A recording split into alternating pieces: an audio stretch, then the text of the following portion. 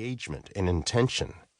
At any given moment, if people don't understand what their purpose is, their work won't bring them joy. But when we're intentional about communicating the purpose and create a path for everyone to achieve their aspiration equitably, we can find true joy. Joy and fun go hand in hand. We can't forget to have fun.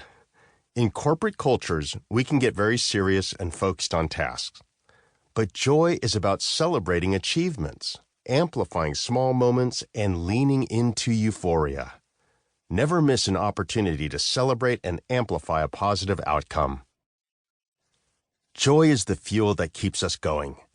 That's why I'm thrilled that Alex Liu is addressing this topic in this book. I'm proud to be a part of the movement for more collective joy at work.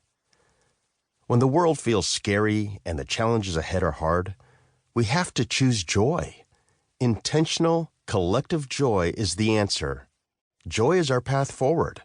When we choose joy, we make progress together. Introduction. Why joy matters to me. Pick a phrase to describe myself? It would likely be joyfully relentless. But joy is the juice. That's why joy is a topic I've been actively exploring for the past 5 years, and implicitly for decades before that. Why joy? Why joy at work? Why now? The short answer is, why would we settle for anything else? When there is a clear lack of something in the world, it's human nature to seek it anywhere.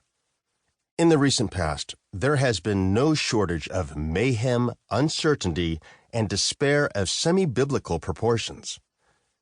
Is the pursuit of joy a knee-jerk reaction to the day and age? Or is it more fundamental? We are born happy in our parents' arms. As children, we're brimming with joy, even when we face big firsts, first day of school, first day on a new job. We're optimistic and can find joy in the unknown opportunities ahead of us. What happens as adults that makes us despair and disengage? I likely inherited my calm sense of optimism from my dad, whose life certainly was not easy.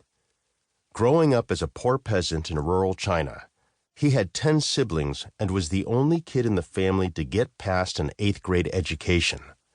My parents came to the United States as immigrants from Taiwan when I was a baby, and my father built his career as a professor, teaching at historically black colleges and universities in the U.S. South. Because he was not white, he wasn't allowed to teach white kids. Having endured wars, revolution, racism, and hostility in various doses throughout his life, he always kept his cool in a way that steeled all those around him, including me. My life certainly has been much easier than his. But it wasn't always sunshine and roses. I was the only Asian kid in my North Carolina town in the 1960s. I looked for ways to build belonging, mostly through sports. Early in my life, I learned the power of teams to build rapport and learned the unwritten rules about acceptance. If people looked at me funny when I walked onto the Little League field, all I had to do was start fielding and hitting, and then I became just one of the team. My dad taught me this. Regardless of the things you go through, you'll find peace if you're happy with where you are, grateful for what you have, and find a way to belong. Those childhood lessons have stayed with me throughout my career. The most renewable energy resource is human energy. Finding a way to uncork your energy is important, especially in tough times. Life isn't a linear progression where every day is better than the one before.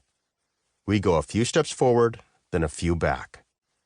That means life is more like a vector. A vector is a mathematical term for an object that has both force and direction. It's an arrow. Your direction might be toward fulfillment, happiness, connection, and belonging. But that's not enough.